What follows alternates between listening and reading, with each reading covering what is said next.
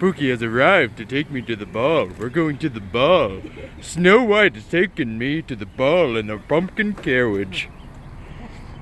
Good morning. It's Adepticon day. Are you excited? Yeah, I'm gonna get my fucking car. Yeah. Dude, I found out that these were like $260. I'm like, oh shit, that guy gave me a fucking deal. Yeah. My wife is a savior and saved the Adepticon special. Ushi Ushi, Ushiron, haha. Ushi. So yeah, Flesh Eater Quartz Army got purchased. Oh, thank you, babe. But yeah, so yeah, the 250 point Flesh Eater Quartz Army. Friendship with Stormcast Eternals is over. Flesh Eater Quartz is my new best friend. It's super not. He's gonna play him in another tournament like in a couple weeks. Oh yeah, no, I still love Stormcast. Like I'm not gonna drop an army. And I'm not playing Flesh Eater Quartz. There's a friend of mine that has a buildup of Mike's painting bucks. And I think this is the last model to qualify for it. Yeah. So this oh, sorry, I'm knocking my camera all over the place. So this is my personal Ushi, and that is your friend's Ushi. Yeah. I wish he wasn't glued to the base. Oh, yeah? I wish he was not glued to this base. Why, do you want to do some crazy basing stuff? No, I just want to be able to paint the base underneath him. Yeah. Yeah. So, yeah, Adepticon happened.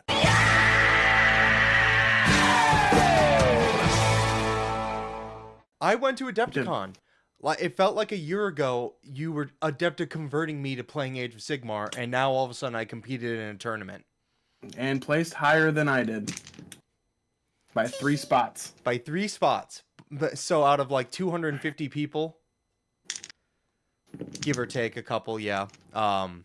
So everyone who's just dying to know, I won 1 game out of the 5. I lost 3. And I technically had a perfect draw. There's no technically, you did. I did have a perfect draw. You had the same amount of battle tactics done, same final score. Which is wild. Yeah.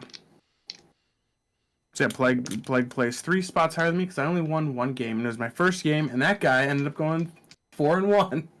And you were the 1 loss. So you know what? That's pretty epic. That's pretty cool. It was pretty cool. He played a lot of like the Ruination Chambers. I'm playing with dice on my desk. Because the ADHD brain is itching for the dice. Now I'm playing with a fucking lens cap. I will spit my drink everywhere, dude. Oh my god. He was playing like all the Ruination Chamber stuff, and that was cool. I didn't realize that they just went like. Your ability? Nuh-uh. Nuh-uh. Plague did not come home with 7 boxes of Scaventide. I almost did. But I came home with a personal one for me and the wife. Yep. And I came home with yours for our good buddy Astro. So she can play with her and her brother and get into Age of Sigmar and paint up a shit zillion rats. Mm-hmm. And then they only have to pick up spearheads after then. They can just keep playing spearhead. Yep. Or, if they both love it, they can just do what I did and just fuck off with all their money and just buy whatever they want. When we were at Adepticon, your wife sent me a TikTok, and there's this guy facing backwards in a chair, and it was like, why are the lights turned off? Why don't we have any money? And he turns around this box of Warhammer minis. He's just. So you said it. That's my fault. Everyone said it. I made the first time Adepticon snafu of spending all of my money day 1. And yep, and only on GW stuff. Yeah, so I did the double-decker sandwich of faults at Adepticon. You sure did. All of my money day 1, and all of it on Games Workshop Age of Sigmar models. Yep. But my one caveat is, unlike everyone else that went in our group, do not have a lot of Games Workshop stuff. True. I am building up to that point now. Yep. So like I got Ushi, I got a bunch of Flesh Eater Court stuff. Disregard the bag of garbage over here, but I was able to get like one of the most sought after things in the world. In this cool box over here is all of the endless spells for just the normal endless spells. Very hard to come by apparently. I did not realize how sold out this is everywhere. Well, it's one of those things. Last edition, you had to pay points for them. So so people have like I have one endless spell. I have the Ravnex Gnashing Jaws. Yep. Because it was very good in my list. It's the only one I own because I split a box with a bunch of people. Ah, yes. Because last edition you had to pay points per spell you took. That's wild. So now you don't have to. Now everyone can just take them. Yep. And that's obviously affected the supply and demand of it. But I played. So I talked about my first opponent. I played against the Ruination Chamber Stormcast guy. He's the only game I won. And it was one of those things. I just stat checked him, and he couldn't keep up with it. Yep.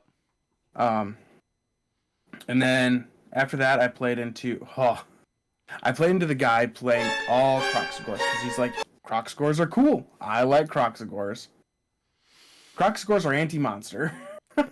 To be fair, Croxagores are also my favorite Seraphon model. I get where the guy is coming from. I get it. I have no. That might have been my most fun game of the con. I get it.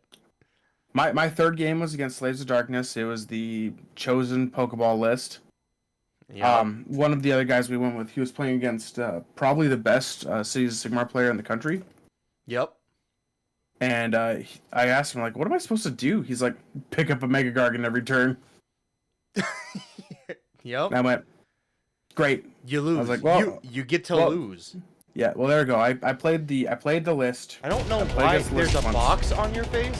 What is happening? And it's coming up on the screen as well. What is happening? Is that on your camera? It is on my camera. What is going on? Yeah, wait, that's on your Discord. What? Technical difficulties of the wazoo. Your camera is just boxing you up. What if I do one of these? Oh? I didn't even notice it. I thought the box was part of your character development. No, it's not. Oh, good. Okay. Hey, now it's gone. Now it's gone away. Now the box is gone. What the fuck was that? It's all falling apart. Anyways, day two I played against it again. Another round one.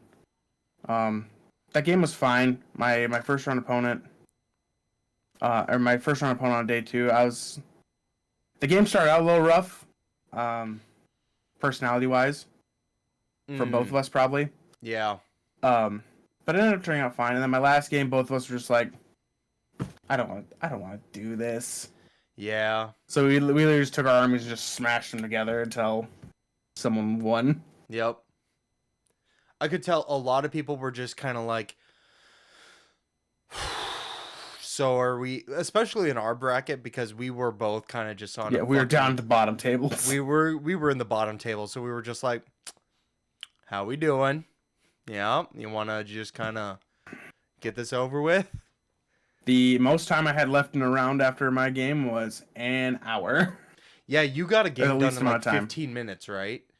No, it wasn't quite that fast, but I think my fastest game was 45 minutes. Damn. And it was against one of the chosen lists, and it was against the Croxscore list, because they hit me, killed a Croc, picked up a Mega Gargant, double turned me, picked up another Mega Gargant, and then I only had Kragnos and 2 babies left. Yeah. So. And at that point, there's not much you can do, because they're probably already right up against you. Yep. No, the guy played it super well, and there was just nothing I could do. But Plague, how'd your games go? So the first guy. You played against 5 different factions, right? I did play up against 5 different factions, which was really cool to see. And most of them, except for one, I had never played. Yeah, I had not played against. First guy, super chill dude. He was playing Skaven, and he wasn't playing like typical Skaven, like warp lightning cannon and rattling gun and stuff. Well, we'll get to that. First guy, one of the chillest dudes ever. He's just there to have a great time, and I'm like, awesome. So first opponent, everyone's on a clean slate, and one thing I remember about this guy, he had a whole set of custom Auntie Anne's pretzel dice. Cool, sick. So the way this game went is he hold rattling guns, so like the little rats with the mini guns, not like the big cannon, but like the little rats. A whole reinforced unit of them behind my Krondis, and he rolled, and he hit 74 attacks round 1. My gun. Oh. Anyway, I started blasting. Bang! Wow. That's a high fucking roll. That'll pick up Krondis. That picked up Krondis on round 1 before my turn. Yep. So the rest of the game the rest of the game did not go great. Nope. He was chill about it the whole time. Like, we were having a blast laughing about it. Like, we were like, I cannot believe you just hit 74 hits on that, or 74 attacks on that fucking roll there. That's insane. So he was super chill about it, having a great time. That was my first match. Second match, so I did have a bit of a stinker. Yeah, that is true. We're not going to name any names. We're not going to say any organizations they're associated with, because they are associated with a rather large organization that is essential to how competitive gaming or competitive Age of Sigmar, well, just competitive gaming in general. Yeah. They're associated with more than just what we play. Themselves. Yeah. But the person I went against, I don't know who he was or who they were. But they were definitely a big deal, because more than like 30 people came up to them in my game, and I was like, this is interesting. The faction that they were playing was Disciples of Sinch, which immediately told me, okay, this person knows exactly what they're doing. Very interesting. But yeah, more than like 30 people came up and was like, hey, great to see you, glad you're here, how you doing? Okay, this person knows like everyone at this convention. That's kind of crazy. It's one of those things where these guys all know each other. They all go to tournaments and stuff. Yep. But just the amount of people that were like, and like these were like event staff coming up and talk, and I was like, okay, that's kind of wild. So every single game, being a newer player, and you can ask Jesse, I'm an open and honest book. I don't like, beating around the bush. I'm like, hey, nice to meet you. I'm Taylor, because I was using my real name. I'm Taylor. Nice to meet you. Just so you know, I've been playing for less than a year. We have I have less than 10 games on Stormcast under my belt. If I'm a little slow, let me know. I'll do my best to pick it up. I might be asking you some questions. I'll do my best to kind of keep that to a minimum, but I would like to just keep this a nice, positive, friendly environment. And at the beginning of the game, that was not an issue. They were very much, no problems, man. I'll do my best to, keep that in mind and, help you out where I can. After about a round of that, though, that started to fade a little bit, and I could definitely tell that the annoyance was definitely kicking in, and they were just definitely getting impatient. And Plague didn't read too much into it. He's like, whatever. I guess I was playing a little slow, probably, and this, that. And then one of our more experienced players played against him. And immediately after round 3. Yeah. Round 3, another one of our guys played against him, and he went, that guy was a giant jerk. Yeah. In more colorful language. Which I did tell Plague, I'm like, you're gonna play one. You're gonna play one guy where either your personalities don't click, or they just think that the game's more competitive than it is. Yep. That type of stuff happens. So round 2 opponent, kind of a stinker. It was fine. They were nice enough to me, in my, again, in the way you put it perfectly. They were willing to be okay towards me because they were waiting to beat the fuck out of a baby seal. Yeah. But So we have a term in competitive Age of Sigmar, which is clubbing a seal. Yep. It's when you play against someone who's obviously new at the game, obviously doesn't know their army. or they're just like, I really like the elven crossbowmen from Cities of Sigmar, and it's just an army of just garbage. Yep. But it's what they like, Um, so it's what they play. Yeah, and then you just steamroll them because they can't do anything. But I will say in game 2 against the Disciples of Singe, I did take out their Lord of Change, and I did take out their other big bird. Kairos. Yep, I took out their 2 centerpiece models, and I took them out within round 2. That made them sweat. They genuinely were like, I was not expecting that. I have to change some things up here. I don't know if they were saying that to make me feel better. I actually kind of doubt it. I genuinely think they weren't expecting it. Mm-hmm. But so that was game 2. Game 3 was my tie. This was actually the one I did have some experience with. I went into Blades of Corn. The exact same setup I had experience against. The Slaughter Priest on the altar with the war pigs or the war cavalry. War cows, yeah. So that was really good. And I think the reason why I tied that is because I did have some experience against that. Yeah. Thank you very much to one of the members of our local game store. I genuinely believe that was what caused me to get that draw there, because he definitely had way more experience. This guy was a riot, by the way. He was drinking the entire time, having a blast. Yep. One of the best. I came by your table and you guys were having a great time. Yeah, one of the best display boards at the con. But yeah, super chill dude. Loved him. He was great. And also, my last 2 games, he was right next to me both times. So that was a blast. Game 4 was against Osiark Bone Reapers. Rattle 'em, boys! This was my win.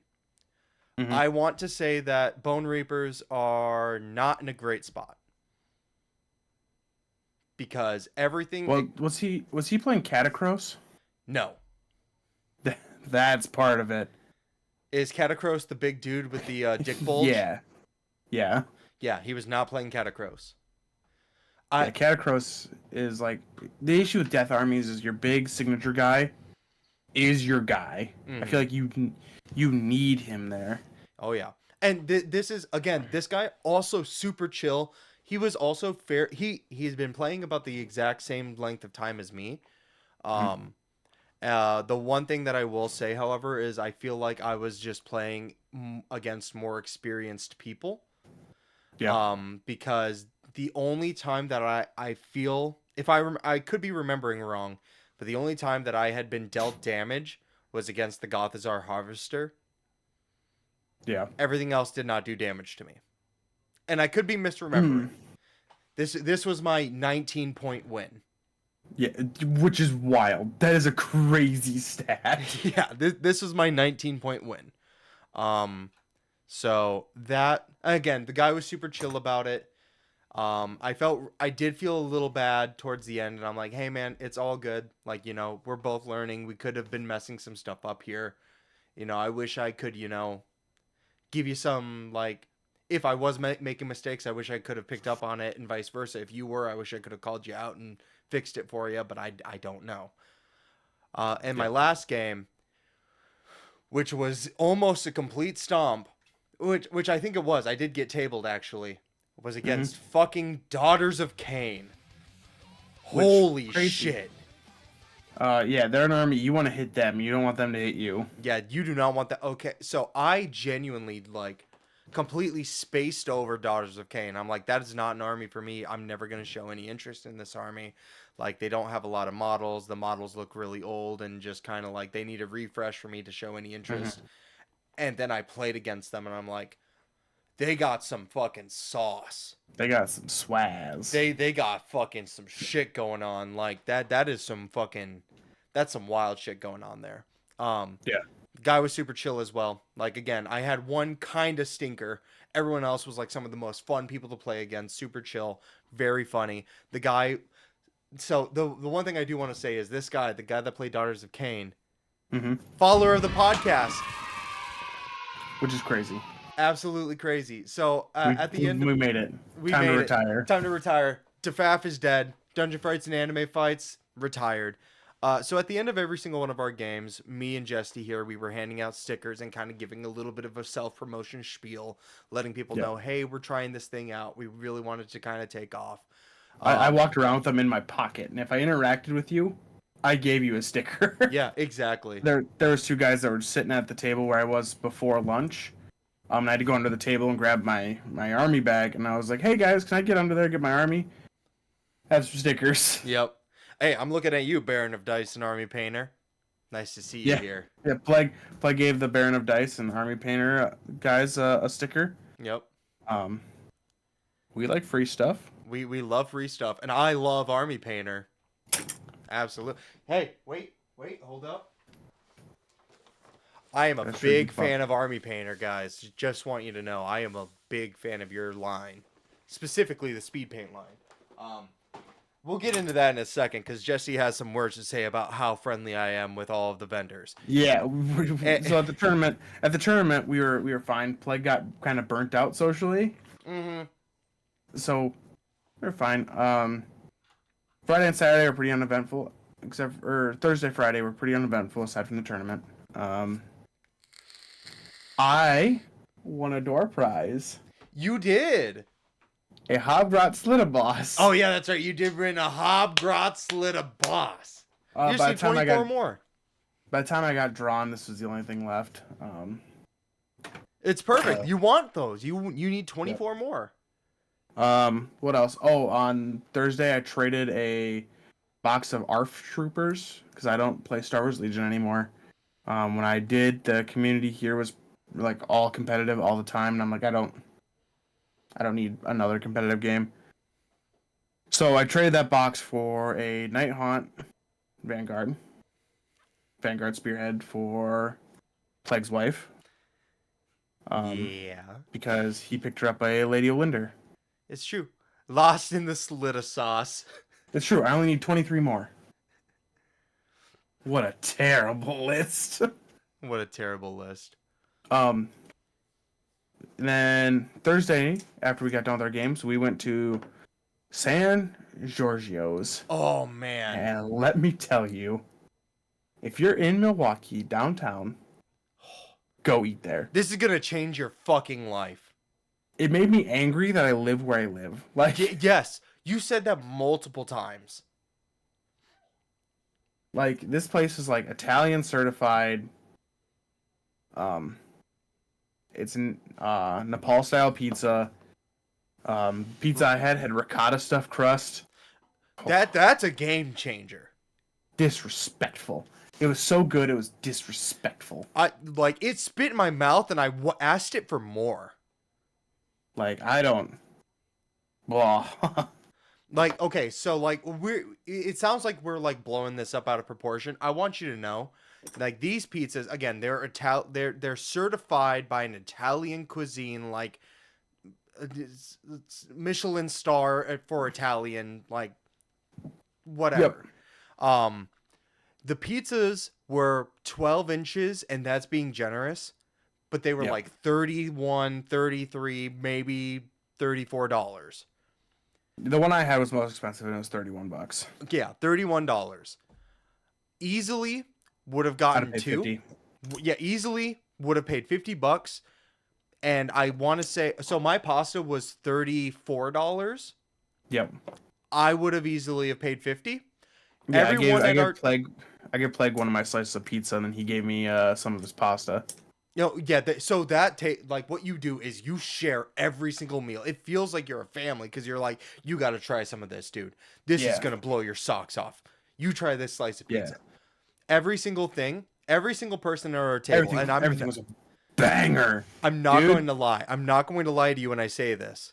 Every single person at our table tipped over 50%.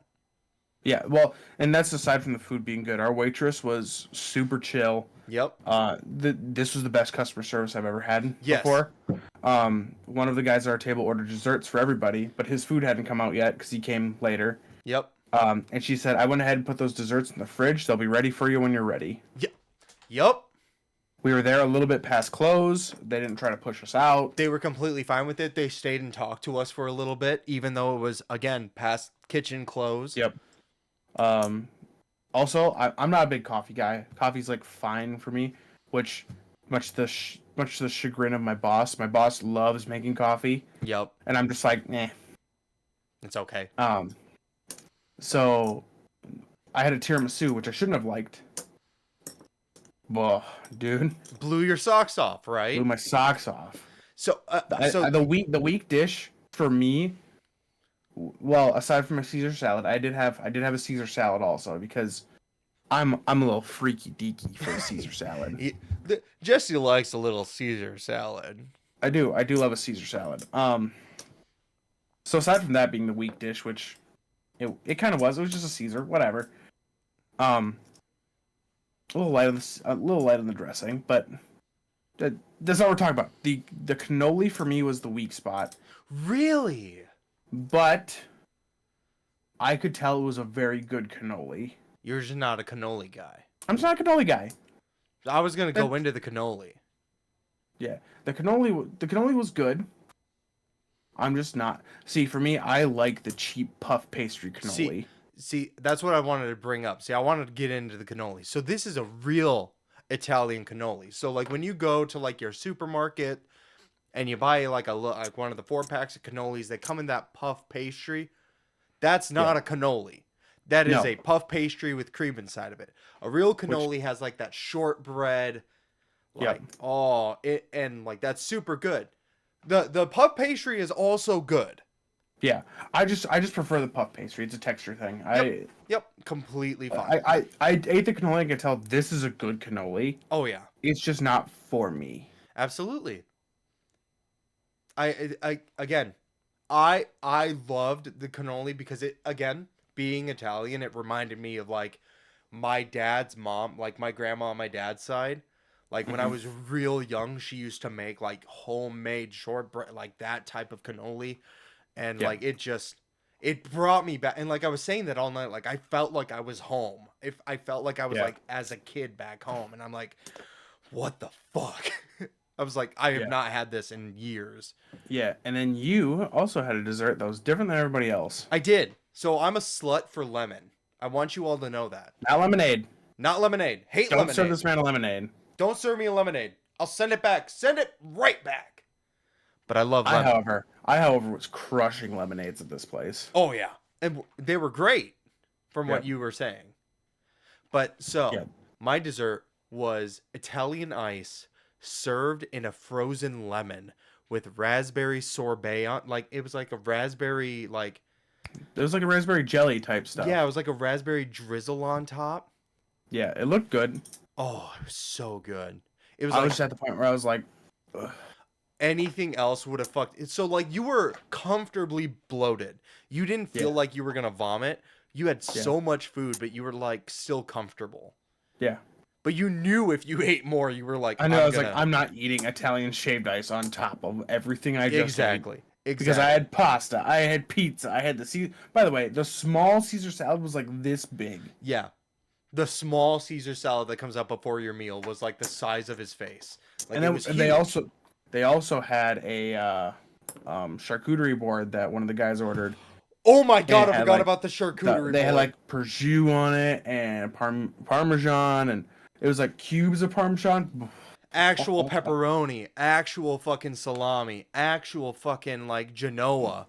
It was so goddamn good. And the star of the show on the charcuterie board, something you never would have thought would have belonged, was the apples. Sliced apples with like, what was it, like a raspberry consommé? No, it was like a cinnamon. It was like a cinnamon caramel type stuff. It was like a cinnamon caramel, like, and it had like chunks of something. Oh my god! Yeah, it was. I couldn't believe it. I could not believe it. And then we ate a lot of food. Let's just go through the food. You know what? We started it. We broke open the barrier. Let's go through the food. And then we had the Milwaukee Brat House the night after. Oh my god! There's only one lunch I really want to talk about because everywhere else was kind of okay. It was okay. It was lunch. I want to talk about a place that insulted me. Bruh, shame to your name even. Mm-hmm. But we had the Milwaukee Brat House. So I want to talk about one thing specifically for that. Is it the pretzel? It's the fucking pretzel that came out in a pizza box, dude. Yeah. So we're at a goddamn brat house with Jesse over here. We got Harry over here. Bam is a big dog. We got a brat sampler, and look at the size on this. That pretzel is half the size of the state of Wisconsin. It's in a fucking pizza box. It's in a pizza box. I can't believe this shit. And then we got other food coming too. This is just starters. Yeah. Wait for someone to open the fridge and see what's inside that. Yeah. Oh God. This pretzel's like fucking like this big, no exaggeration. Oh yeah. It came with a beer cheese, a nacho cheese, and a cream cheese. The star of the show Star of the fucking show. was like this cream cheese, It was cinnamon like a cream cinnamon cheese. cream cheese. Yeah. And like the salty, like I don't typically like salty sweets. Why? Part of the reason I don't like fruit on pizza. Yep. But that. That was wild. We also got a brat sampler, so we tried a bunch of different brats. It almost killed a guy. It did. One of the guys ate the hot Hungarian. It was too and it, hot. And he went back to the hotel Airbnb. So to be fair, they came in He already had with a headache. severe headache. They were Yeah. insanely dehydrated. We were all dehydrated for the first couple of days, Yeah. and that almost killed him. Yeah. And then we actually ordered brats also. I think next year the plan is to just get like 2 of the big pretzels and like a brat sampler or 2. Yeah, yeah. Those The were- actual brats were drank. okay. Yeah, we drank some beers. We had some brats. We had one guy that came kind of late, and then another big table came in right before or right after he came in. And they just literally our waitress couldn't get away from him. This table was the epitome of waitress, Yes. please come here. Yeah, It was- she would walk away to get them a drink that someone else had ordered from that table, and then by the time she came back, another person would need a drink on that table, and it didn't end. There was like 10 of them. Finally, she made it back to our table, and our buddy was like, "Look, if you haven't put it in yet, don't. That's fine. I'll just go get something fast food or something." She did feel really bad. Yeah. So when you drink at the Milwaukee Brat House, if you're drinking like Wisconsin beers, they bring you one for chugging and one for sipping. Yep. So and one of the guys we were with, Harry, was like, "I think I love this place." So, like, a Wisconsin staple beer is Spotted Cow. If you've never heard of Spotted Cow, it is like the beer of Wisconsin. Like, they live, drink, and breathe that beer. And yeah, just 2 glasses, one for sipping, one for chugging. So fucking funny. Yeah, that was good. I wasn't a huge fan of my brat. Look, if you're gonna put jalapenos on something like a brat, give him a little toss in the pan, just a little one. Yeah, every single jalapeno you had at Adepticon was not Raw. even cooked. Raw. It's fine. I like a raw jalapeno on certain things. But yeah, just like a little like done. Yeah, just a little bit, a little flash in the pan. Yeah. But otherwise my brat itself was good. Yeah, yeah. It was just the fresh jalapenos on top kind of threw off the flavor of it. Oh yeah, yeah. Do you want to talk about? Oh god, now I can't even remember. We had it the first night, and it was the okayest bar food we've ever had. Oh, where was that? The oak something. Oh, the Oak Barrel. Oak Barrel. The Oak Barrel is directly below the Airbnb that we plan to stay in as long as we're going to Adepticon. Yes. And it was okay. My sandwich, I had a burger and I didn't expect there to be pulled pork on it. Which is fine. Yeah, the pulled pork was a little dry. Yep. It was bar food. It was expensive bar food. Expensive fucking bar food. Which it's okay. We only ate there once. We ate there really more so out of convenience than anything else. Again, it was right there, and we had just gotten there, and everyone was hungry. We kept eating at George Webb in the morning, and that was a nightmare every single time. All right. This is Saturday morning at Adepticon. I just need everyone to know this. I need everyone to know this. 7 cheeseburgers and 2 fries for $20 at George Webb in Milwaukee. That's all. So George Webb is like your mother and father's nightmare scenario of a breakfast diner. It is like great value Waffle House. Yeah. Okay. Yeah, it's like Waffle House in a sitcom. So the first time we went there, it took us an hour to get our food, and we ordered like eggs, bacon. One of the guys ordered French toast. Yeah. It wasn't like we Took were us an asking hour. for a well done steak, you know. We were asking for like eggs and bacon, and like you and me, all we ordered was a breakfast sandwich. Yep, toast, No hash bacon, browns, egg. no hash browns, which are the longest things to cook for breakfast food. Yeah. So we're waiting. We're like, do we need to leave? Dude, Because that was, yeah, that was the first day of the tournament. Yeah. 'Cause we And then, almost ran out of time. yeah. And then we ate there again. When we didn't have anything going on, and it took like an hour again. Yeah, but that time we did find out that like One of the cooks didn't show up showed up like an hour and a half late, Yeah. and was like fighting with one of the other cooks. Like in the back. yeah, like they were like in a screaming match in the back. Yeah. And I was like, damn, I know Fucking how that crazy. goes. I know how that goes. Also, I was like weirdly like having like a weird back and forth with our Yeah. server. The server really liked Taylor. We had her both days that we were there. Yeah, and she was like a nice, sweet, like grandmotherly old woman, and like we were just Yeah. like the type that would be like, "Oh, sugar, how you doing?" And I was like, Yeah. I like that shit. I'm like, I I'm here like for that. it. I like that. I like that. Ooh, I like that. So yeah, I felt bad. Yeah, so we ate there, and then later, the day after the second George Webb, I went and ate at Mike's Tacos. I luckily missed out on this. I don't even That remember place why. will not be there next to Adepticon. No, that place is gonna be out of business. First off, if someone orders birria, make birria. It's not hard. It's not. Don't slide me a shredded beef taco and expect me to dip it in beef broth. Yeah, beef broth. And Broth. then, Beef broth. Fuck. Beef broth is not consommate. it's not. It's not. And then I was like, oh hey, I need a fork for my rice and beans. Which, by the way, the beans 100% just the Ortega canned beans. Oh, good, good. Which I like the Ortega canned beans when I make them in my own kitchen. Yeah. When it cost me $2 a can. Yeah. So I was like, hey man, the guy at the kid at the front counter. I said kid, he's probably 19. I was like, hey, can I get a fork? And he's like, oh, they're right there. Pointed behind him. So I had to walk behind the counter to get a fork. Oh yeah. And then by the time we left, he was asleep at the cash register. I was gonna say, so I came in late. I don't remember what I was doing, but I had to go and grab something, probably from the Airbnb. And so I walked back because everything was within walking distance. I walk back, and when I walk in, I see both you and Harry doing this at the table, like, no. So I think I'm gonna get stabbed walking in here, and like you're like being held at gunpoint eating Mike's tacos. I'm like, okay. And I look behind the counter, and there's a dude with his arm like this, just scrolling on his phone, half asleep. And I'm Yeah. like, what the fuck is happening here? And like, Yeah. I finally get to you guys, and you're like, this ain't it. This is not it. It was a miss. That place probably will not be there next week or next Adepticon. Yeah, no, not at all.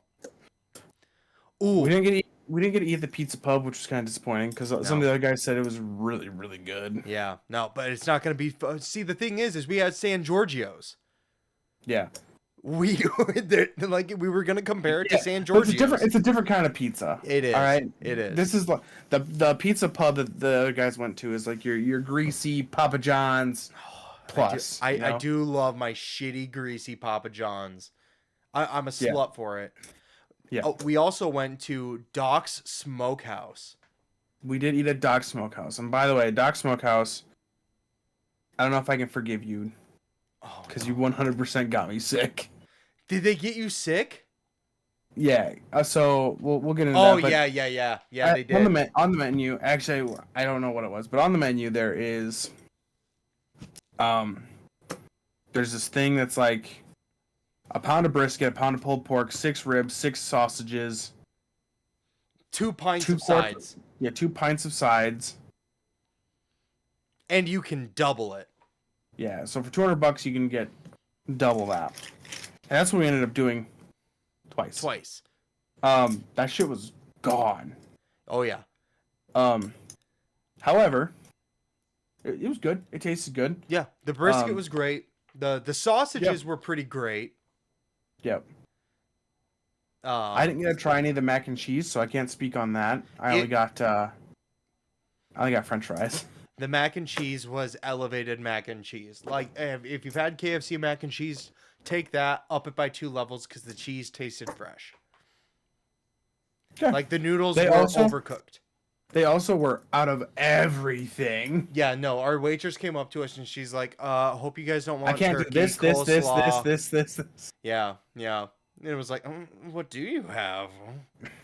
But also, this is a point, I had to tell my wife about this. So she knows one of the people, and luckily I can say their name because it is a nickname.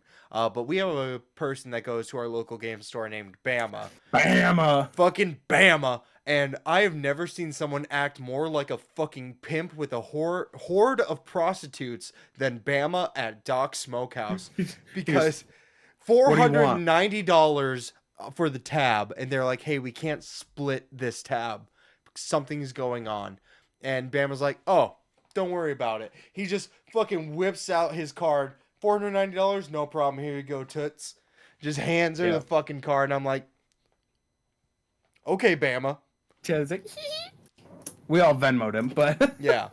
I was like, thank you, Bama. I covered the tip because I sold some Star Wars Shatterpoint stuff that I got in my swag bag that I was not going to use. yeah. Which, by the way, the dudes wheeling and dealing swag bag stuff. Yeah.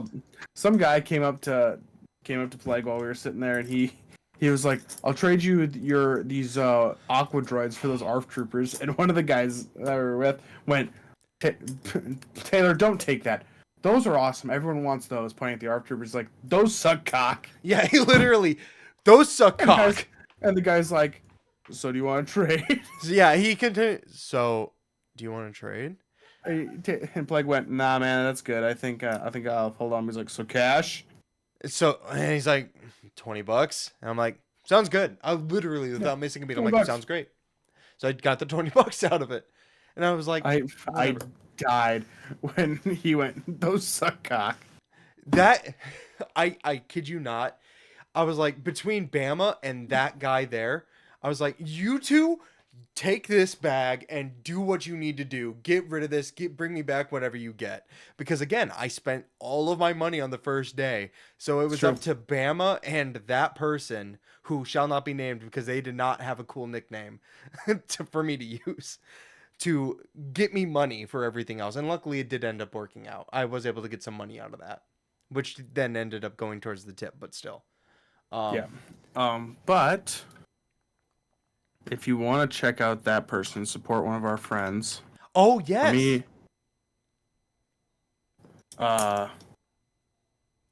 He's in a band named Edda and the Vendetta. Edda and the Check him Vendetta. out. Yes. He is their drummer. Yes. Super talented. I knew about him before this trip, surprisingly. Yep. Oh man, I got to get into the post-con late night parties. Not into too much detail. There are some things that must stay in the Airbnb. There's some Vegas stuff there. There's some Vegas stuff there, but man, like we found out that we definitely knew a lot of the same people, and it's like, man, this guy's sick. I would love to just spend some time with this dude. Like, like this guy's sick. Yeah. But yeah, no, he came in clutch, especially when he literally, without skipping a beat, looked this dude square in his eyes and like, those suck cock. I'm like, fuck yeah, man. Thank you. Yeah, and Plague was gonna take the trade, and I went, "Plague, you're trading a box that you're gonna have to trade again, and it's harder to get rid of." I'm so bad at this because it's like I want to help people out. I don't know this guy, and I'm never gonna see him again. Plague just goes, "Sure." Yep, I would just go, yeah, sure, man. And then so we got our swag bags and we're walking out, and these guys were like, "Give you $40 for your Scaventide box." Oh my god! And I was like, "Don't look at me. This one's spoken for." But you can talk to him about it, I guess. And I literally like, hey, I play both of these armies. Yeah, Plague was like, I want all the stuff in this box, and he's like, I'll sell you one for $100. And I'm literally like, dude, I now know your profit margin, dude. How about 50? You'll still make $10. I'll buy it for $50.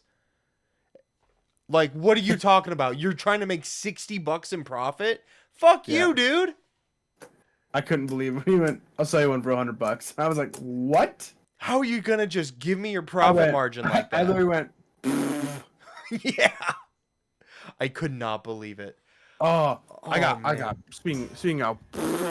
got beef. Oh, Bits Okay. Guy time?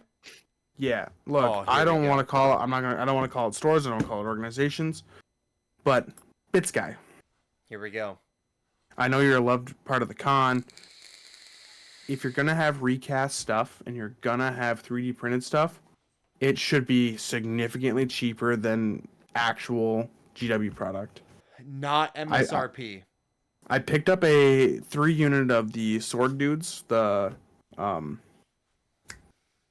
shield Astartes guys. Yep. The Blade Guard vets. I picked them up and I looked at them like, these are resin, which means they are a recast of the plastic kit for $55. That kit is $65. Look, I recast your stuff. I don't care. But $55 for 3 recast dudes is insane. Hey, Kramer, since I'm streaming right now, I can't. Can you just humor me for a second? Can I have you pull up what a box of Shield Annihilators costs? Sure, it's just one kit. Yep. Shield Annihilators, a box of those is $60. Hey, so... Hey, Bits Guy. If the box is open and the models are built, maybe it shouldn't cost MSRP. And so another thing I bought was an opened Bits, like pre-assembled Shield Annihilators. Yep. For $60 on the dot. Which is one of them holding the shield in the ground? Yes. Oh, it's the easy build one. It's the easy build because that's the one that comes in the spearhead, isn't it? Oh. Uh-huh. That's why I want to know what the actual box cost. They don't sell those ones separately. They only sell them in the Grand Hammer? spearhead. Oh. In the spearhead. Gotcha. Well. So we have a bit of a beef. You got to take it for a little bit of a ride on that one. 100%. Well, so it's marked on the bag because again, it's in one of the bits drawers. You know, you pull out a drawer, you lift it up, and you cycle through all the stuff. It says on there like 42. I was like, okay, $42 for like pre-assembled stuff, you know, and it's the full set, you know, $40. That's not terrible. It's not great, but it's not terrible. You know, that could be pretty good. Mm-hmm. And I take it up to the counter, and it's $60 on the dot, and I'm like, what? But night because one, plague is plague. He went. okay. Yep, that's me, baby. That's kind of why I got this hoodie. That is kind of why you got that sick ass hoodie. Don't you dare start saying you're upset about buying that hoodie. You love that hoodie. I'm not. I do love this hoodie. Look at the size of the hood. Wait, yeah, get it? It's over your headphones. And it still has like 17 inches of space going outwards. That's a sick ass hoodie. It is a sick ass hoodie. I'm very happy with it. Yeah, that is a good one. What did your wife say about it? She thought it was sick. Hell yeah. Hell yeah. But yeah, so from the Bits Guy, we also got our friend JT a box of the Night Haunt War Cry, the Pyre Yeah, cast. we're gonna start trying to play some Warcry. Yeah, it's gonna be the little bit of a drug to get JT in. I don't think that's what's gonna get him. A game that we played demoed early, or we're gonna talk about later, I think is what's gonna get him in. Oh yeah. Yeah. This is gonna be a long pod because we've only talked about Age of Sigmar in night 1. Oh yeah. This is just night 1. Like I said, this is the special. This is gonna be an edited podcast video. But yeah, so we went Bits through the Guy. Age of Sigmar tournament. We beefed with the Bits guy. Yep. I cooled down from the Blade Guard veterans and I walked back in there and that's when I saw the $80 3D printed Leviathan Dreadnought and I went, You gotta be fucking kidding me, and I walked back out again. No, your actual words were, "You can suck my whole dick and balls," and then you walked That is out. true. I did say that. I did say that out loud, holding the recast Blade Guard vets, and a guy next to me went, "What's going on?" And I said, "These are recast." That's $55 for recast. $55 for recasts. So, no, you and me did figure out what. Oh, sorry, I just punched my mic. You and me did figure out why he's charging so much. Not saying that it's right, but we figured out why. I walked out with 7 boxes and no one stopped me. That is true. Plague, I was standing like a good ways away from the booth, and Plague just walked up to me. He's like, "What do you think about these boxes?" And I said, "Did you pay for those?" And I was like, no. I just wanted, what do you think? Should I get these? I was like a good 35 steps away from the bits guy. Like I was. He was gone. No one stopped him. No one stopped saw me. him. Yep. With how busy it was, I genuinely could have walked away with them. I didn't because I'm not that person. Again, Oh, I man. paid $60 for shield annihilators. I'm not that person. I literally was like, big dog. That being said, like, he has random good deals. Like I bought these 5 dudes for $12. Oh yeah, those Right. night haunt. 5 little Nighthawk guys. I bought this sword guy for. This guy was a ripoff. This guy was $6, but It's better than 60. yeah. I also got this guy for $7. But Well, now I'm just confused. Where's my single digit deal? it was insanity. However, in the actual con room with all the other vendors, there was another store selling used models, and their prices were very, very good. Very Also, good. Some of the chillest guys. Amazing dudes. Like, just chill to talk Plague to. sat there and bullshitted with them for like 30 minutes. That's going to come up a lot. Uh-huh. Sometimes I just left Plague at the booth, walked a lap, and came back. Sometimes you left your autistic, anxiety-driven friend alone. Sometimes? I thought it was fun. Oh, yeah, fun. Very, yeah, cash money. All right, awesome. These guys inside of the vendor hall, they were fantastic. The one thing that sucked about them was they were all the way stuffed into the back corner. Yep. If we would have found them on day one, I'm sure we would have been able to find some gas deals. Yeah. Because there were some. They just weren't for us at the time. Yeah, because they cycle through stuff. As soon as stuff gets bought, they replace it because they don't have the space that the Bits guy did. They had a table. So when a bag got bought, they replaced the bag. Whatever it is, we'll find out. Yep. They put it on the table and they went, nah, $20 for that. Yep. And like everything was Sure, like guys. easily like $20 below Yeah. MSRP. Yeah, those guys were cool. And then I bought a mat for Plague and I because we need a new play mat. Yep, that's true. So I can return the one to the store. That's true. I have a 40k play mat, but I don't have an Age of Sigmar one. Apparently, I thought I had one at one point. Don't know where it went. It's gone. Gone forever. So it probably just got picked up in a move or something. Yep. It's not a big deal. So I picked up like a foresty, like dark forest type themed one. Gotcha. So I'm gonna print up some terrain to match that. Very cool. We're excited about. Yeah, no. Um, Let's see. I'm trying to think of everything else I bought because I can talk about day one because I bought everything on day one. you did buy everything on day one. What can I talk about? I picked up this guy. This it's the Ogre Magi model from Reaper. Oh yeah, you bought a bunch of stuff from Reaper. Yeah, I'm not gonna pull up the goblins and stuff. But I bought some like Asian themed duders for a game called Hametsu. Which is basically like a samurai monster hunting game. That's PvE. So I bought a bunch of stuff for that. So that was exciting. I'm not a gamer, demo associated with that. It's just Reaper minis, and they just make good stuff. They just make good quality stuff at a very, very good price. Yep. And then we played the demo. Let's start with Blackout. We went and played the demo for Blackout, which made me want to come home and paint my Blackout stuff. Looks sick. So I painted my duster finally. Looks sick. I also painted a unit of dudes. I picked up the other unit of dudes for my faction. Assembled them, so they're ready to go. What did you think of Blackout? It's very fast paced. That is a very lethal game.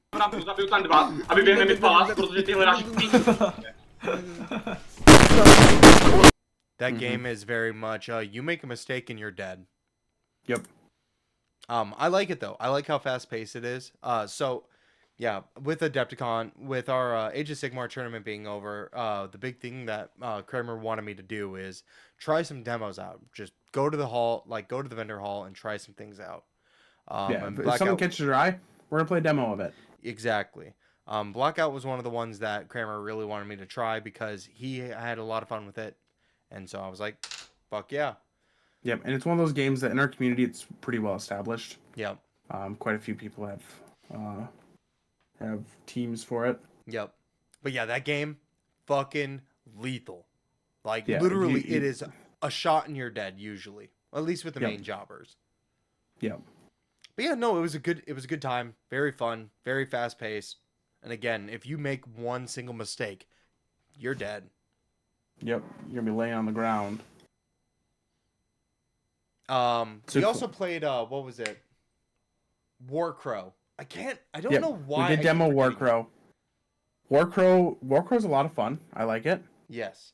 It's very fast paced. Infinity. Yes. It is also very fast paced. I planned on buying it there. I planned on picking up the Wood Elves. Sorry, I'm so brr. I planned on picking up the Wood Elves. I picked up the starter box. I picked up the one character they had there. They didn't have the dice, so I didn't buy anything. Simply because I knew if I had to buy the dice, because it uses proprietary dice. Yep. But I knew if I had to go online and buy the dice, I would never buy just the dice. I would never play that game. Yep. And right now it suffers a little bit from we don't have a lot of factions, which is funny because we're going to talk about another game that only has 4 factions. But yeah, if I have to go online and order just the dice, I'm probably never going to do that. Yeah, see, if there's one thing I've learned from Adepticon, it's a lot of these games have so many different bundles to try to get people invested at different prices, but they always bundle them wrong because every bundle should have what you need to play the game. Yep. Every bundle. The starter bundle, hey, brand new to the game, you want to try to play it, you should have everything you need to play the game. You should have the dice that it comes with, you should have a token to play with, the token being a miniature cardboard cutout, a deck, whatever it is that you need to play the game should be in there. Cards, whatever it should be, need to be in there. And then, Correct. oh, hey, you want the bigger starter bundle? Maybe it comes with 2 decks, 2 tokens, 2 sets of dice, 2 rulers, Yep. But all of the, so many of these, oh, hi, lady. Sorry. So many of these games, it's you can buy this bundle, which just comes with the cards. But if you get the starter bundle, it comes with the dice and the cards. But if you get the ultimate starter bundle, it comes with the rule set. Yeah. Again, the rules were not in the starter bundle or the regular bundle. But if you buy this one, you get the rules, the rules, the dice, and the cards. And it's why are you making this so difficult for people to play your game? The entry level point should have every single thing that someone who gets into the game needs. Yeah, I agree. We played a little game called Malediction, though. All right, or are we just getting into the big one?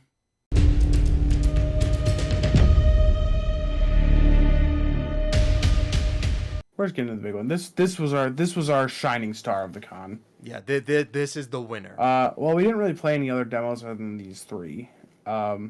Also, one gripe I have with this event hall is all the demos were on a different floor. Yes.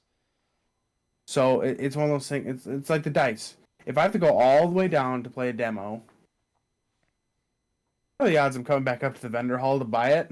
Yeah. Ooh, before we leave Warcrow, I will say one good thing about it is they took one of my suggestions to heart. They did. So I am colorblind. It's a very well-known fact within my friend group. Yep. Comes up often. And their dice does not support colorblind people. They're red, green, yellow. Uh-huh. Red, green, orange, yellow. And so I was struggling a little bit during the demo, and it finally got to the point where the person that was demoing for us was like, "Are you okay?" And I was like, "I'm sorry, I'm just having a bit of trouble here." And then at the end of the demo, I was basically like, "So I just kind of want to bring this up. Do you guys have plans for any accessibility options for people who suffer from color blindness?"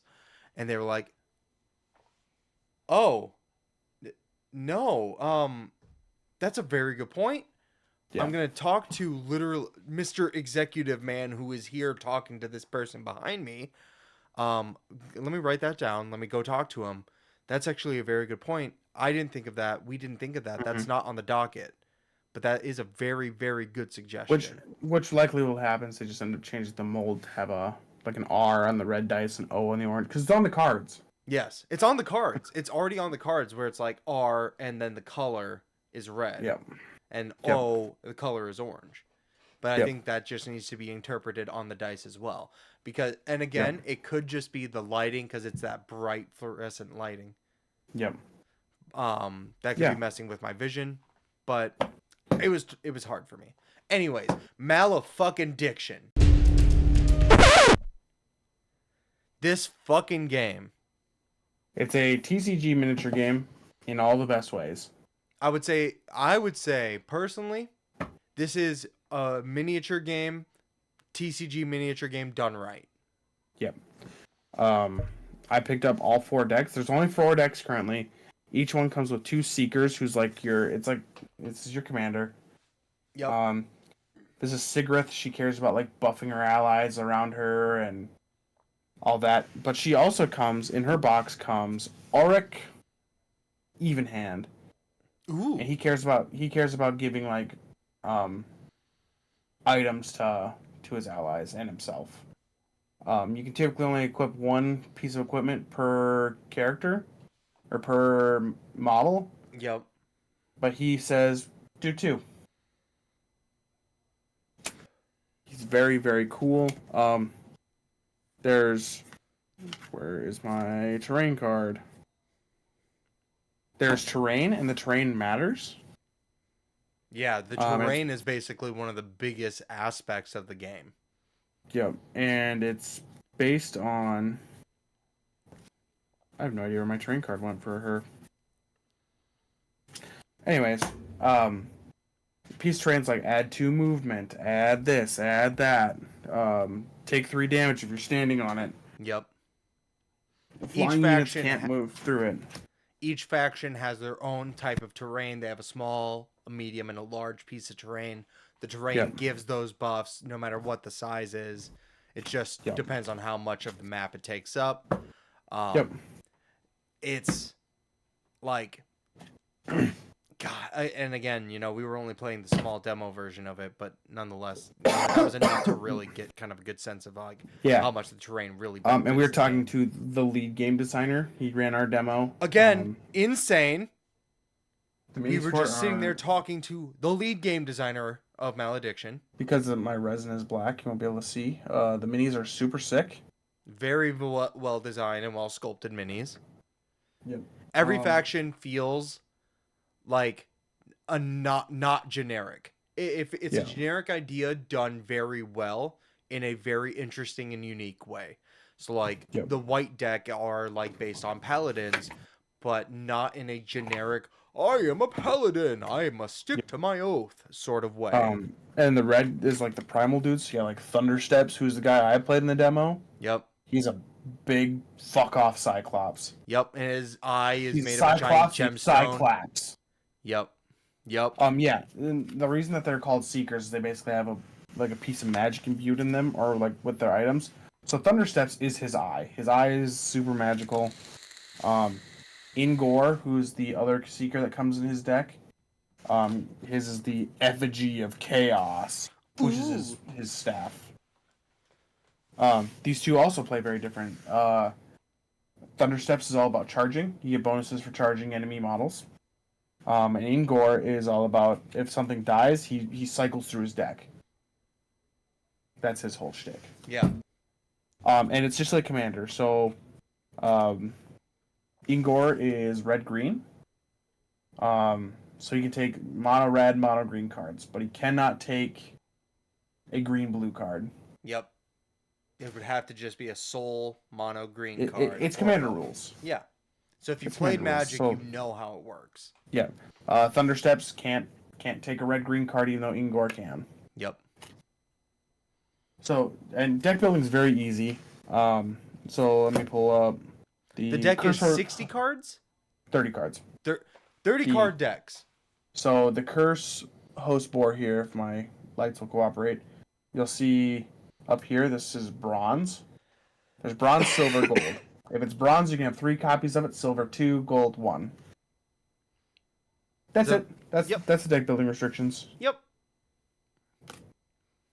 You can only have 1 Seeker, obviously. You can't have a Seeker in your deck as just like a creature. Yep. If your Seeker dies, you can bring it back for 10 Echo, which is like your mana resource. And each hero starts with different amounts. Like, Thunderstep starts with 25. Ingor starts with 20 because he's 2 colors. So he pays a 5 Echo tax at the start of the game. It's a lot of fun. You're basically fighting over these husks, which have relics in them. There's a relic deck that comes in each of these decks. You draw it, or there's 2 out, and then you can choose to pick one of those 2, or you can choose to draw. Each of the relics have giant buffs. They're like like round defining buffs, where basically you and your opponent are basically having a duel where you're trying to figure out who gets what buff. Because again, they are round defining. Yep. And it's played on like a 2x2 board, it seemed like. Yep. I want to say the actual game is a bigger board. Because we're playing on the official map, so. Oh, fair enough. It might be 3x3. I think it's 3x3. Because one of the local game store members bought the actual board, and it looked like it came in a bigger sleeve. I kind of wish I would have too. Yep. Now that we're back. Mm-hmm. That's okay. You got a good haul all together. Yeah. So I've been printing like crazy. Like right now, I have like the Conclave, which is like the wizard dudes. Oh, I'm so. I have their bases done. Plague and I might play a game of it next week. Yeah. I'm very excited. I'm hoping to have the decks and the expanded decks done so we can play a little bit with the deck building. Absolutely. Yeah, it's so much fun. This was my big winner this year. Oh, like the second we sat and like demoed with the sorry, excuse me. Now I'm having the little burpee action. We sat and we demoed with the lead game designer. That's insane, first off. And with him helping us, the one thing I cannot stress enough is every single turn you are doing something. It never feels like you're just sitting there being stagnant. You feel like you're constantly making moves. You're constantly making waves. Yeah. So when you attack, you're always guaranteed to do damage. Period. But if you hit, you'll do more damage. And if you hit a 20, usually there's critical bonuses to rolling a 20. You do both. You do both your hit and your miss damage. Yeah. But some like Thundersteps, if he crits, he adds an additional 2 on top of that. Ooh. It's a 1d20 game. Yep. You don't need a buttload of dice. You don't need, an absurd amount of cards. This was a product they debuted at Adepticon, where it's just the deck, and you get a code on their website to unlock all the STLs. Yep.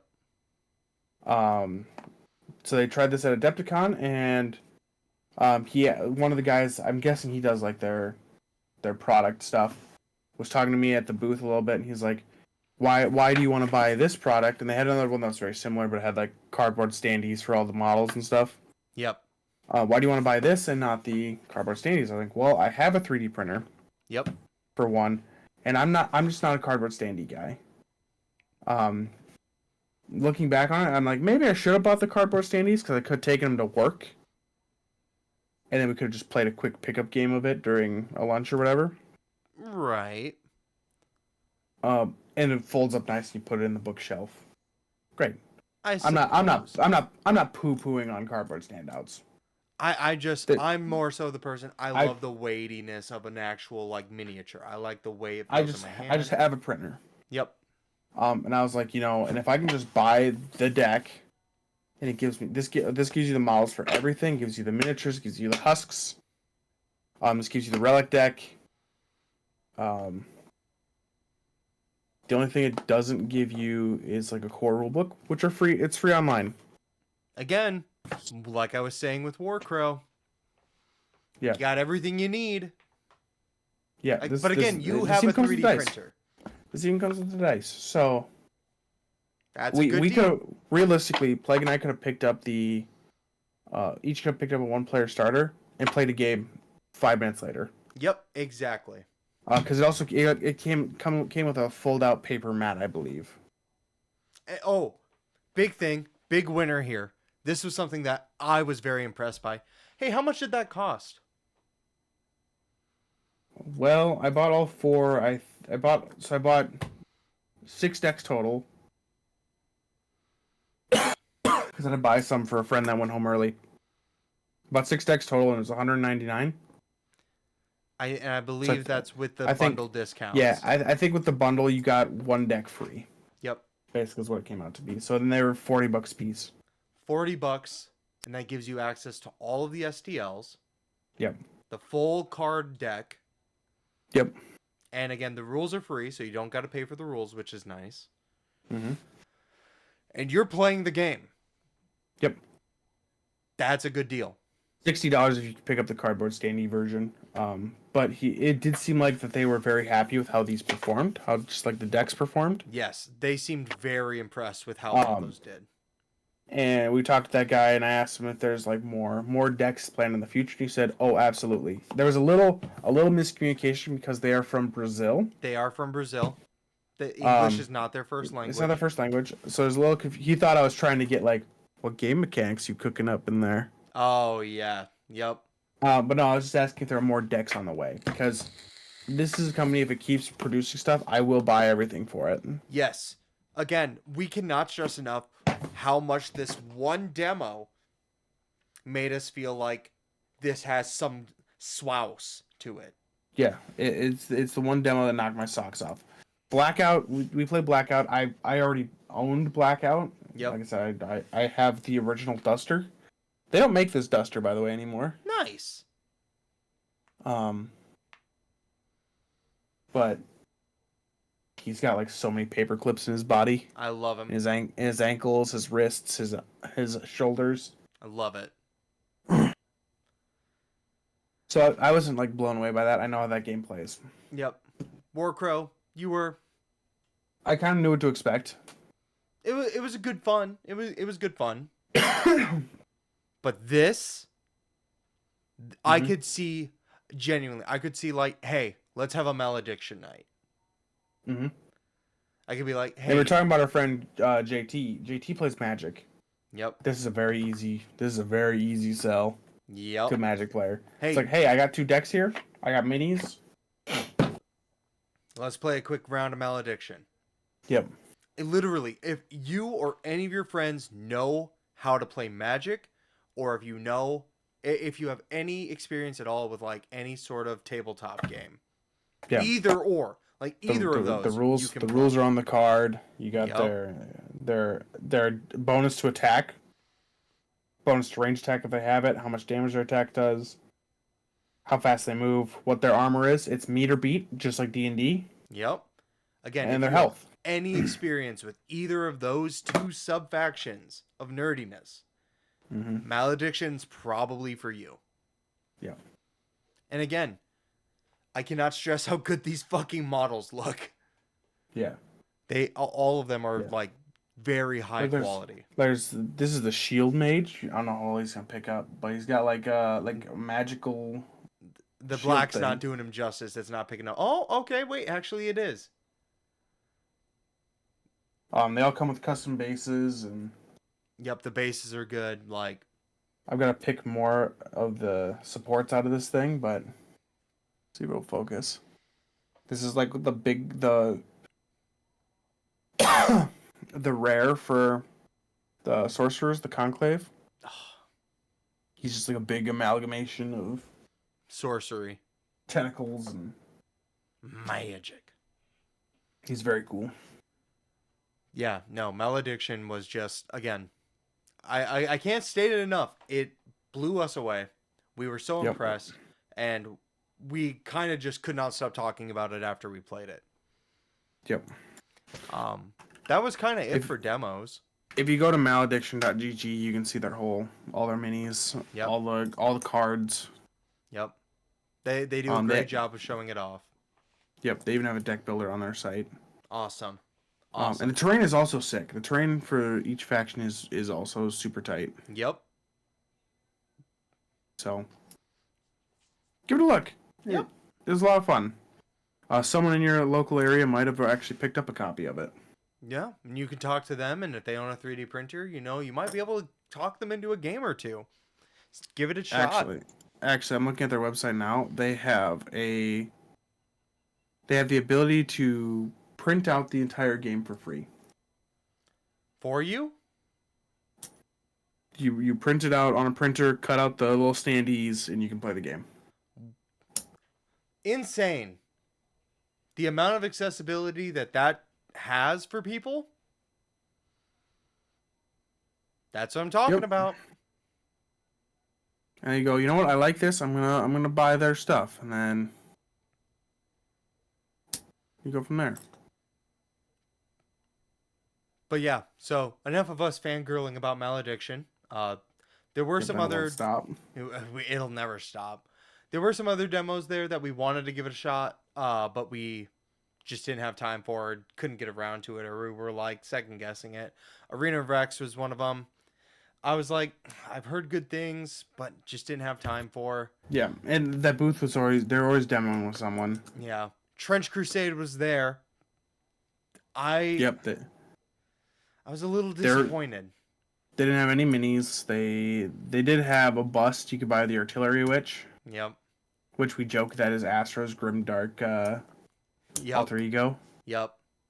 It's a very good mini. I was kind of saying, like, I wish, instead of being able to print these, you could have gone to the booth and like, hey, I want the army. I want to play Trench Crusade at Adepticon with my friends right now.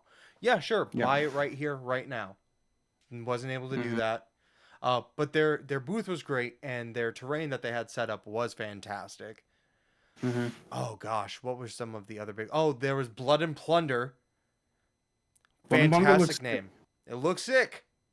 However, I don't want to haul around a big old ship. Yep. In addition to my little guys. Oh yeah. What was the game that had that big titty fucking space cowgirl? That was... We kept walking past that poster. Yeah, it was Relic Knight. Relic Knight. Relic Knight was there. Looked like that's what I remember from it. It's probably really cool. Again, I just didn't have time to really stop and take a look. Yep. Oh gosh, there were some other really cool demos there that I just didn't have time. One Page Rules. Yeah. They were having a demo. Yep. Man.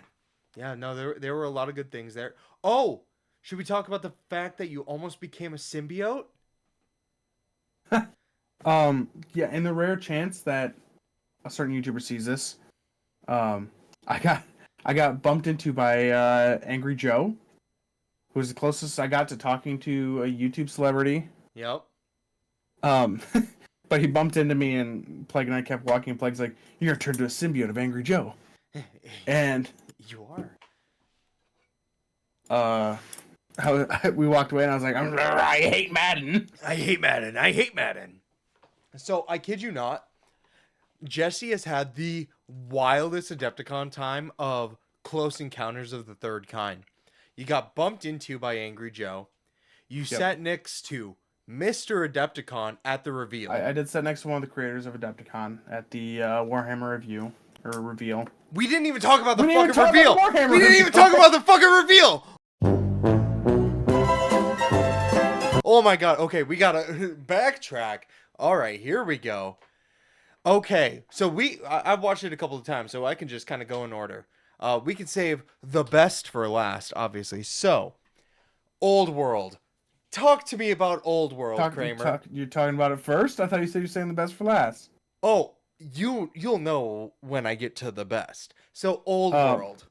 Old World, they showed off that the Beastmen were coming to Old World. We already knew that. Yep. So Age of Sigmar lost the Beastmen, the Beast of Chaos. Yep. I think this was the last GT they were allowed to play in Age of Sigmar. Yes. They also got the Wood Elves. Yep. They also revealed the Wood Elves. Fuck those Pretty guys. Cool. Fuck them. Fuck the Beast. Fuck the Wood Elves. Let's talk about Grand Cathay. So Tell me about it. In case you've been living under a rock, Grand Cathay finally got revealed.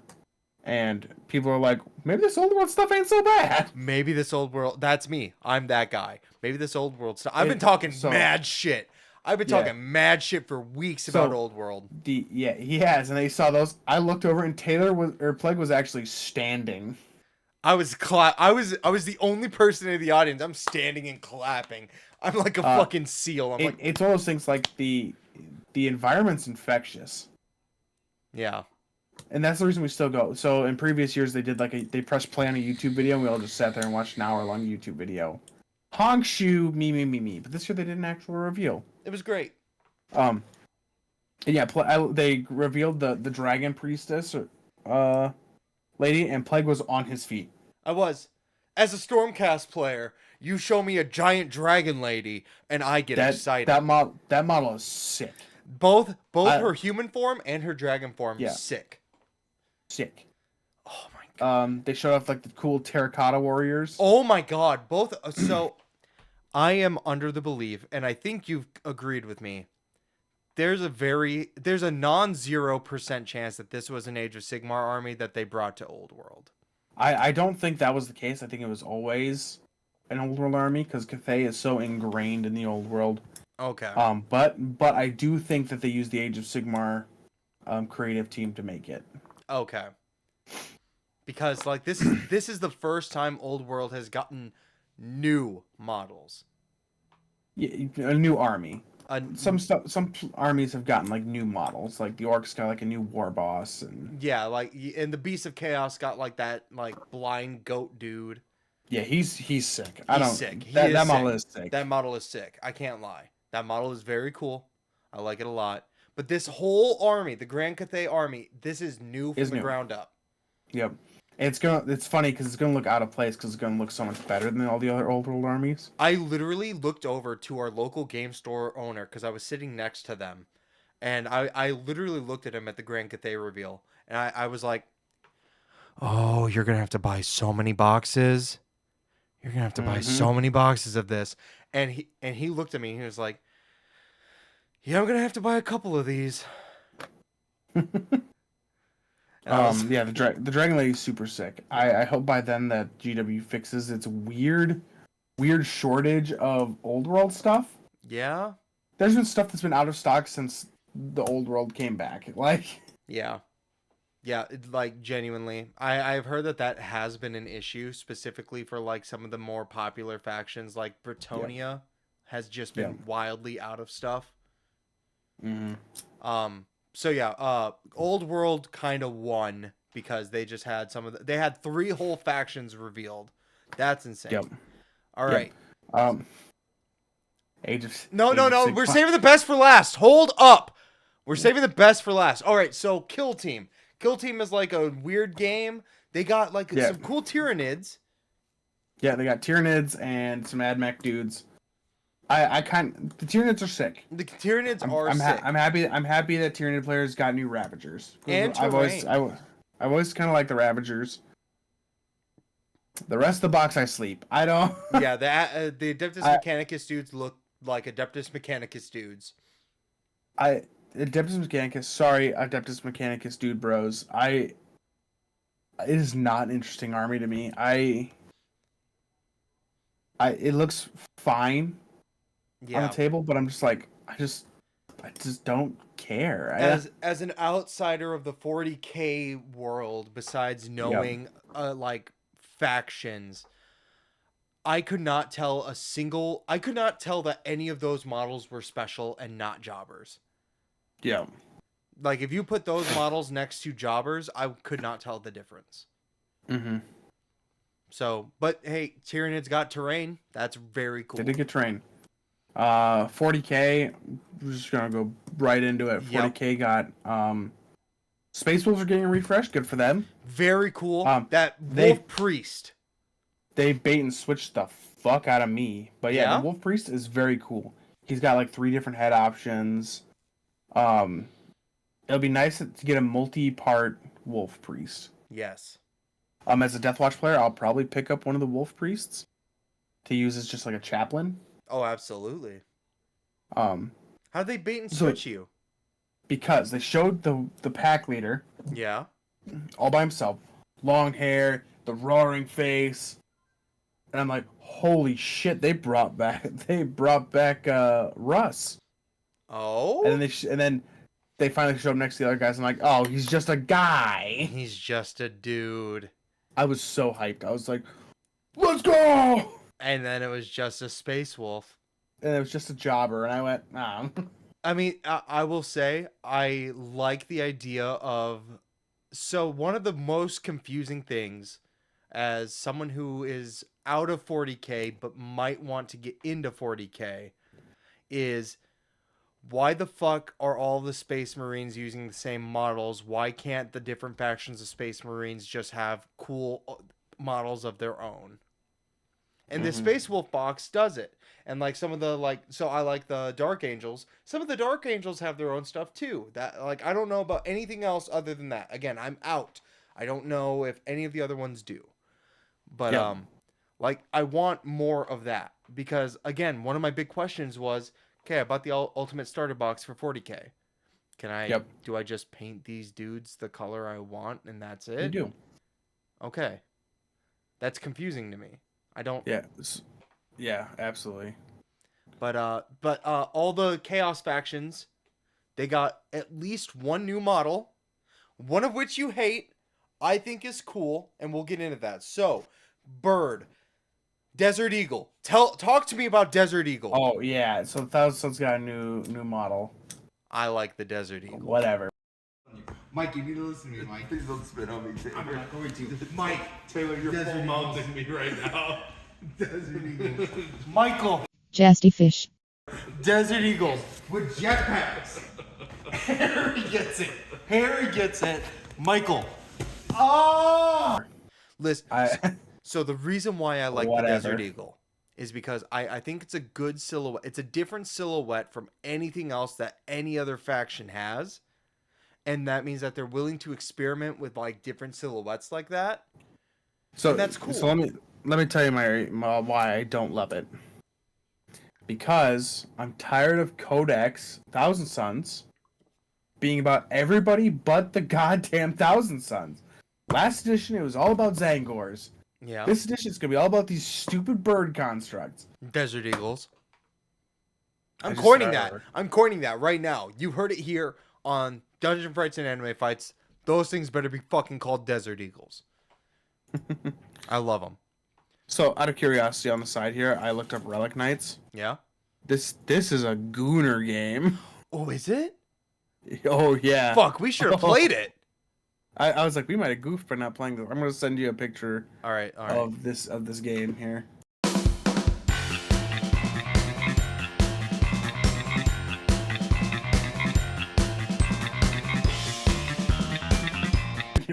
I need to play Relic Knights so bad. I need to play Relic Knights. Mom, give me your credit card. I need to buy more Relic Knights. I just have 55 more pulls until I get the Golden Goon. World Eaters got a really cool dude that looks like a can of tuna. He looks like a weird gray dude. I don't know anything about him. Is he a named character? No, he's just a generic character. Anyways, no one cares about World Eaters. Death Guard got a dude with a fucking greatsword behind his back. Yeah, this model got sent out to a random person like 3 months ago. Oh, is that what they were talking about? At the reveal, they're like, you have to pretend like this is the first time you saw this one. I'm sorry. For me, it was, and that's sick. As someone who does kind of want to get into Death Guard, he's got like the flat like topped greatsword type thing. oh, I love it, and he's like holding it behind his back like he's drawing it. Oh, I love. Whoa. And then, the Desert Eagles for the Thousand Suns. Yep. Like, and then they're all getting, so all the Chaos factions are getting limited edition codexes. That was really cool. I like that idea. If you collect them, you can build a little medallion. And you can just hurl at your opponents if they're being mean to you. Because that thing probably weighs like 10 pounds. It might be close. Okay, so that was it for 40k. What was the other? Not Age of Sigmar. There was something else that they showed.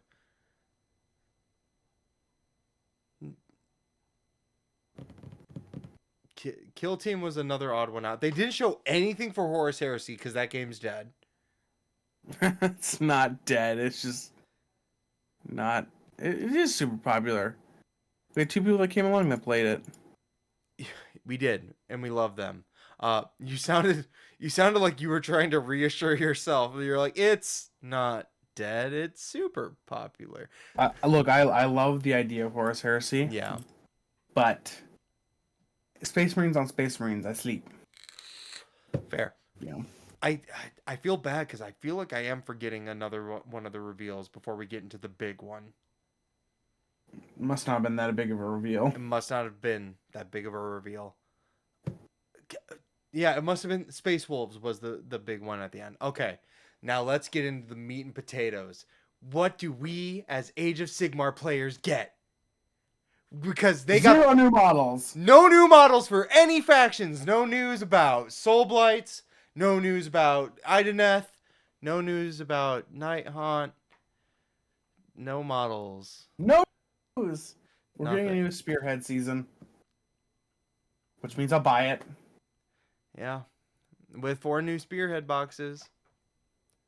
No new models. None of them come with a new model. That's why people come to the preview to not see models. That's why everyone joked with us the entire week saying that it's a dead game.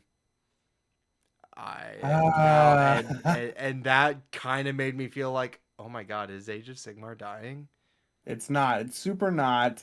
It made me kind of believe him. But man, how are you not gonna show 1 new model? How are you gonna show nothing?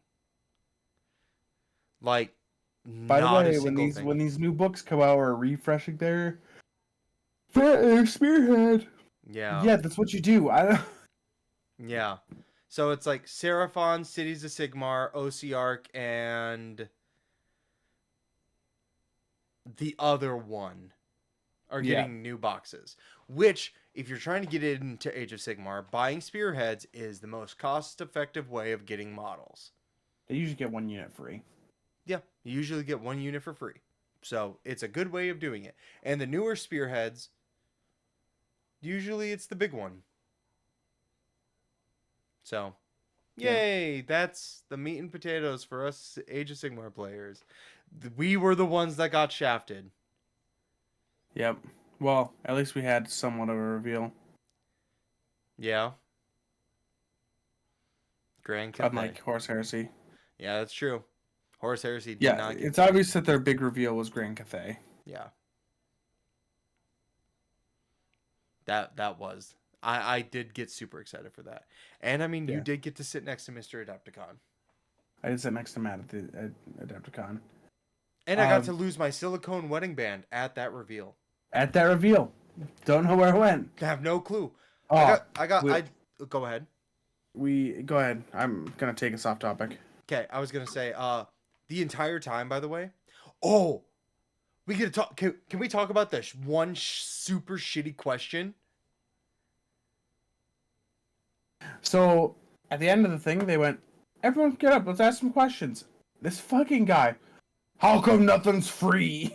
So, this guy who just happens to think that Age of Sigmar players are just suckling the teat of Games Workshop. Like, hey, so when are the 40K data sheets going to be free like everything for the Age of Sigmar War Scrolls? When are the data sheets going to be free? Because Age of Sigmar gets everything for free. How come when are the data sheets going to be for free? What the fuck? I'm literally I'm like front row. I'm like one Yeah. I'm like That one. guy 100. The guy on stage 100% heard you go. What the fuck is this guy talking about? Oh, he didn't hear me say that because I'm sitting next to like our entire local game store and then like two randos and like again I'm like one set of chairs behind and the guys on stage are like there and I'm like cringe, bad question, boo, boo, cringe, and the guys are laughing at me at his behalf. So good Adepticon for me. For that. Good reveal. It actually was a very good Adepticon. Except for the bits trading, which they're fixing. They're fixing it. They did say they were fixing. Not the bits guy, the bits trading. That was sardines in a fucking can, dude. Yeah, that was bad. I got my con cold because of that, by the way. I know I did. I'm sure. I also didn't get anything. That's true. You did not buy... You got me this beautiful baby broken boy, which is now more broken because of it.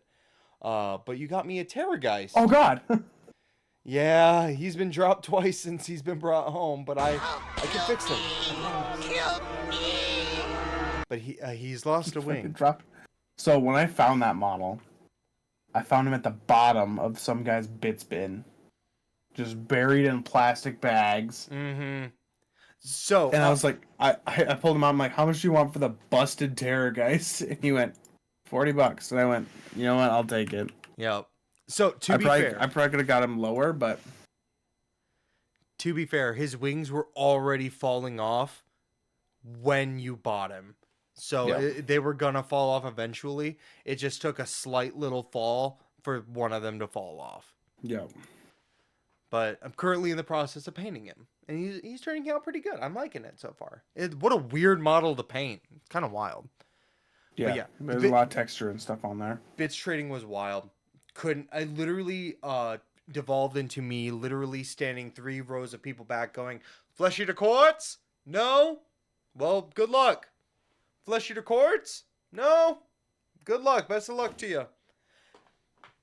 There's no other way to do it because it was literally a small ballroom with a square of tables and 4 rows of people wall to wall, shoulder to shoulder, just cramming around each other.